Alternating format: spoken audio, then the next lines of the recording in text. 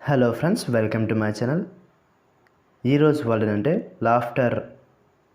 దీన్ని తెలుగులో నవ్వు అంటారు.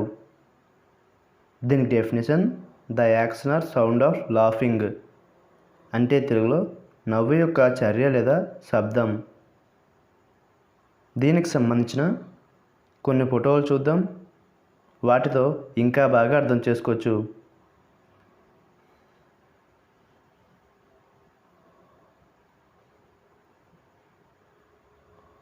అలాగే దీనికి సంబంధించిన కొన్ని ఎగ్జాంపుల్ చూద్దాం.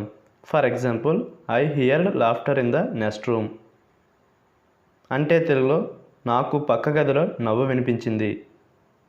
దీనికి next example, she burst into laughter. అంటే తెలుగులో ఆమె పగలబడి నవ్వింది.